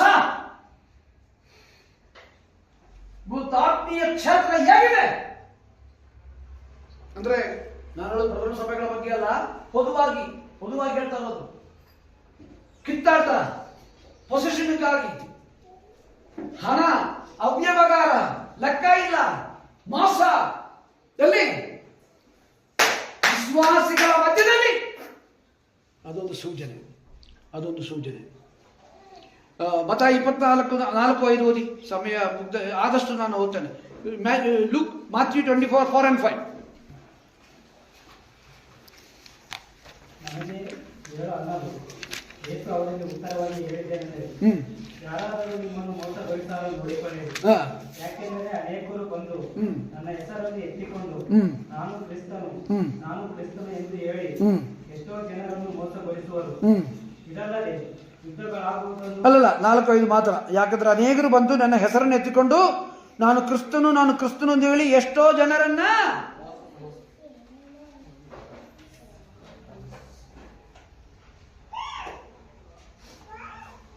ಇದು ಇನ್ನೊಂದು ವ್ಯಾಖ್ಯಾನ ಇದೆ. ಇವತ್ತು ಲೋಕದಲ್ಲಿ ಸುಮಾರು 50 ಜನರು ನಾನು ಕ್ರೈಸ್ಟ್ ಎಂಬುದಾಗಿ ಹೇಳಿಕೊಳ್ಳುವವರು ಇದ್ದಾರೆ. ಗೊತ್ತಾ ನಿಮಗೆ?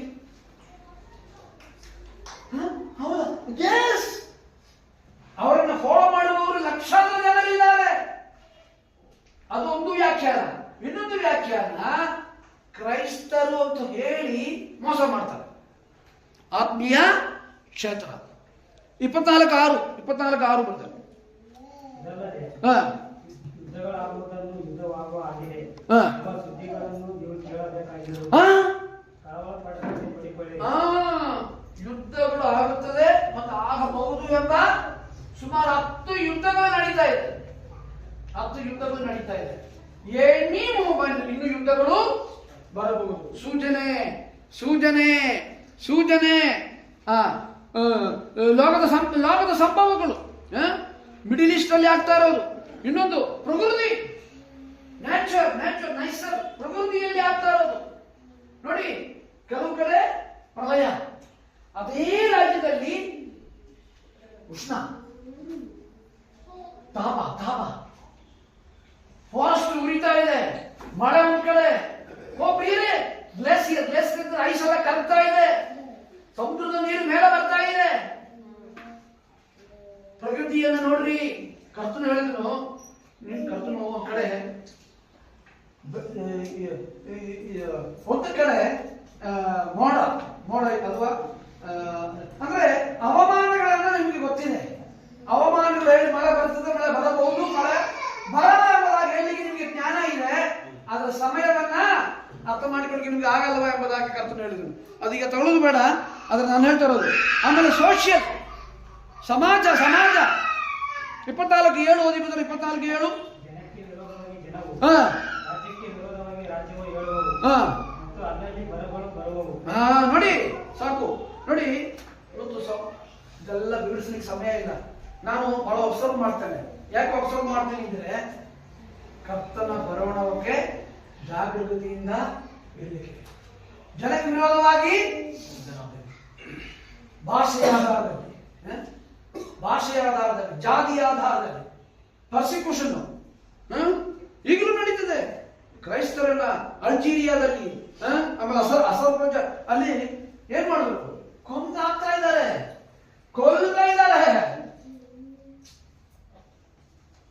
ಅವರು ಇಸ್ಲಾಮನ್ನು ಸ್ವೀಕರಿಸಿದ್ರೆ ಅವ್ರನ್ನು ಕೊಲ್ಲಲ್ಲ.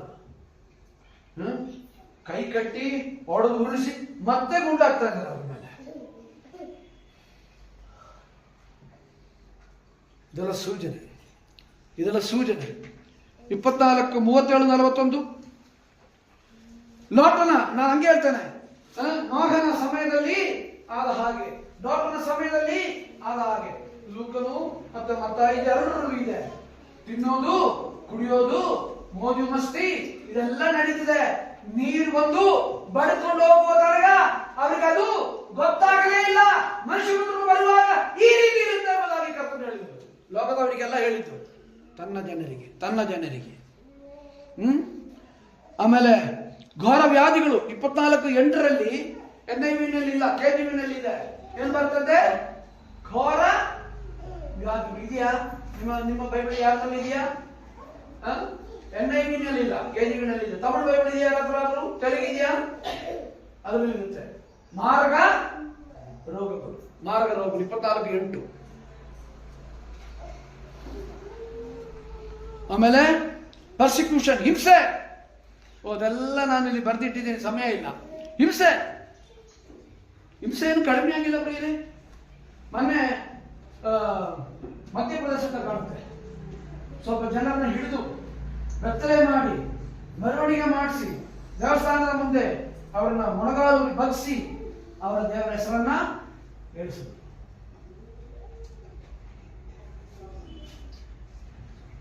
ಅನೇಕ ಕ್ರೈಸ್ತರೆನಿಸಿಕೊಳ್ಳುವವರಲ್ಲಿ ಇರಲಾರಿ. ಉತ್ತರ ಕೊರಿಯಾದಿಂದ ಅನೇಕರು ಇರ್ತಾರೆ. ಅಲ್ಲಿ ಚರ್ಚ್ ಇಲ್ಲ, ಬೈಬಲ್ ಇಲ್ಲ, ಬೋಧನೆ ಮಾಡುವವರಿಲ್ಲ. ಅಲ್ಲಿಂದ ಅನೇಕರು ಇರ್ತಾರೆ. ಅಫ್ಘಾನಿಸ್ತಾನದಿಂದ ಹಲವರು ಇರ್ತಾರೆ, ಇರಾನ್ನಿಂದ ಹಲವರು ಇರ್ತಾರೆ. ಅನೇಕ ಸಭೆಗಳಿಂದ ಅನೇಕರು ಪರಲೋಕದಲ್ಲಿದ್ದಾರೆ.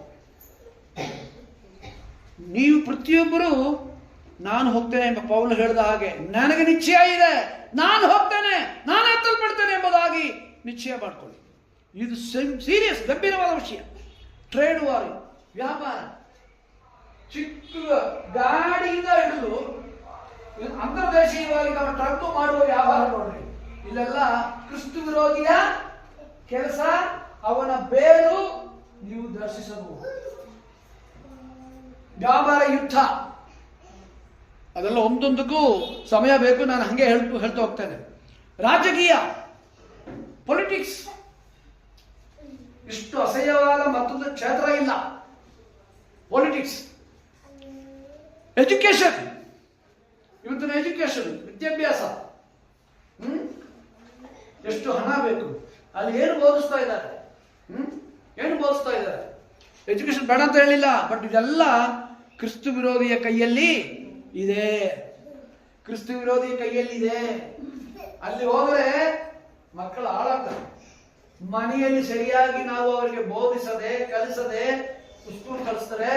ಅವರಲ್ಲಿಂದ ಬರುವಷ್ಟರಲ್ಲಿ ಪೋಲಿಗಳಾಗಿ ಪ್ರಯೋಜನ ಇಲ್ಲದವರಾಗಿ ಬರ್ತಾರೆ. ಕೆಲವು ಮಕ್ಕಳು ಇದ್ದಾರೆ ದೊಡ್ಡ ಸ್ಕೂಲಲ್ಲಿ ಹೆಚ್ಚು ಹಣ ಕೊಟ್ಟು ಬೋರ್ಡಿಂಗಲ್ಲಿ ಸೇರಿಸಿದ್ರೆ ಒಳ್ಳೆ ವಿದ್ಯಾಭ್ಯಾಸ ಸಿಗುತ್ತೆ. ಅಲ್ಲಿಂದ ಬರುವ ಗಂಜ, ಎಲ್ಲ ಮಾದಕ ವಸ್ತುಗಳು ಎಲ್ಲ ಅಭ್ಯಾಸ ಮಾಡಿ ರಾತ್ರಿ ಹೊತ್ತು ವಾರನಿಗೆ ದುಡ್ಡು ಕೊಟ್ಟು ಸಿನಿಮಾಗೆ ಹೋಗಿ ಪೋಲಿಯಾಗಿ ಬರ್ತಾರೆ. ಇದೆಲ್ಲ ಅನುಭವದಿಂದ ಹೇಳ್ತಾ ಇದ್ದೇನೆ. ಎಜುಕೇಶನ್, ಮನರಂಜನೆ ಹೇಗಿದೆ? ಎಂಟರ್ಟೈನ್ಮೆಂಟ್. ಶೇಖರಣ ಕಾಯಿ ಎಲ್ಲ ಅನ್ಕೊಂಡ್ರ ಮನರಂಜನೆ, ಎಂಟರ್ಟೈನ್ಮೆಂಟ್. ಫಿಲಿಂ ತಗೊಳ್ಳಿ, ರಾಕ್ ಮ್ಯೂಸಿಕ್ ತಗೊಳ್ಳಿ, ಎಲ್ಲದರಲ್ಲೂ ಅವನ ಕಾಯೇ ಇದೆ. ಅನೇಕರು ಅದಕ್ಕಾಗಿ ಗುಲಾಮರಾಗಿದ್ದಾರೆ, ಅಡಿಕ್ಟ್ ಆಗಿದ್ದಾರೆ. ಕ್ರೀಡೆ, ಸ್ಪೋರ್ಟ್ಸ್, ಅನೇಕ ಸಂಗತಿಗಳಿದೆ. ಟೆಕ್ನಾಲಜಿ, ತಂತ್ರಜ್ಞಾನ. ದಾನಿಯೇಲ್ 12:4 ಓದಿ. Daniel 12:4, Daniel 12:4.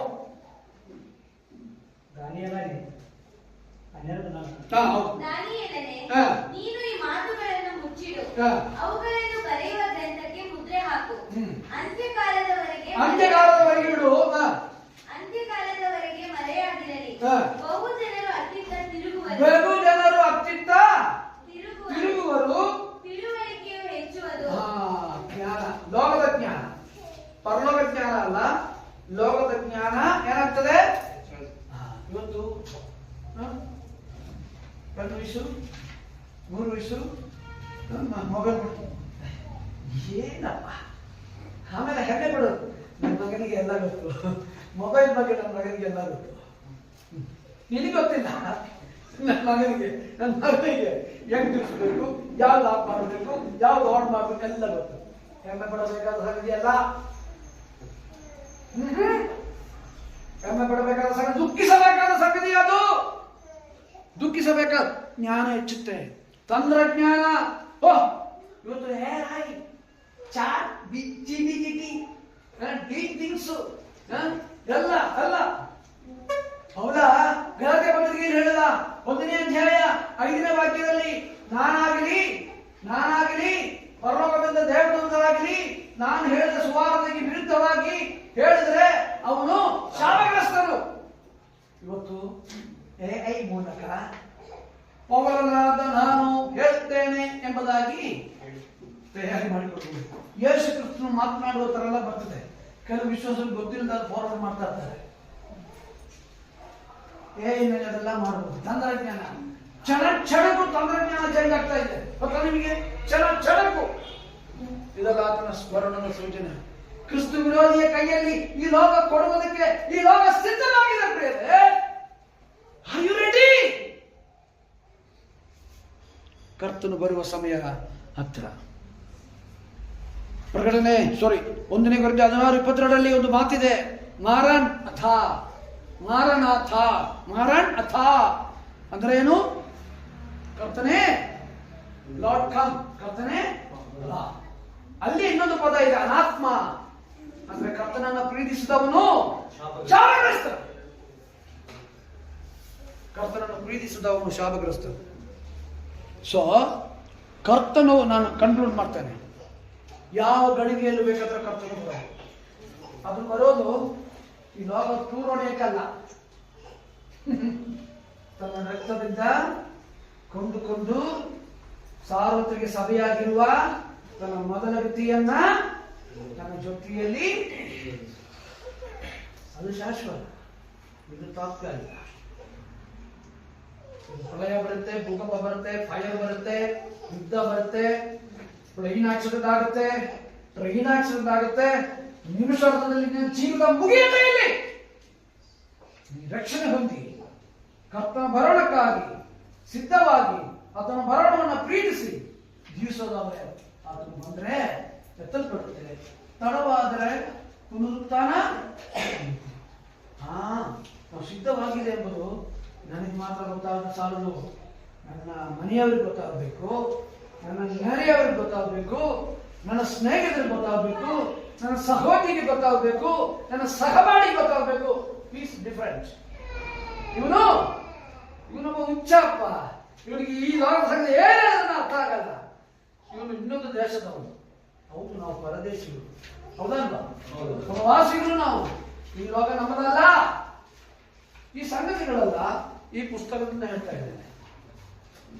ಒಂದು, ನಾನು ಪದೇ ಹೇಳ್ತೇನೆ, ಒಂದು ಇದನ್ನ ಪೂರ್ಣ ಸ್ವೀಕರಿಸಬೇಕು, ಇದನ್ನ ಪೂರ್ಣ ರಿಜೆಕ್ಟ್ ಮಾಡಿ. ಅಲ್ಲಿ ಸಿಗಿಯಾಗಿರೋದು ತಗೊಳ್ತಾರಲ್ಲ ಮಕ್ಕಳು, ಅದೇ ಥರ ಅಲ್ಲಿ ಬೇಕಾಗಿರೋದು ಮಾತ್ರ ತಗೊಳ್ಳೋಕೆ ಪುಸ್ತಕ ಉಪಯೋಗಿಸ್ತಾ ಸಿದ್ಧವಾಗಿರ್ಬೇಕು.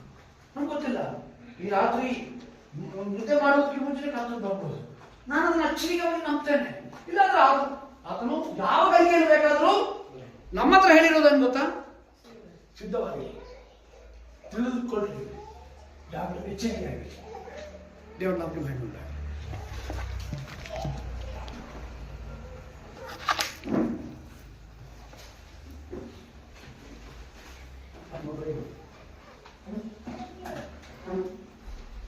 Thank you. ದೇವರ ನಾಮಕ್ಕೆ ಮಹಿಮೆ ಉಂಟಾಗಲಿ. ನಾವು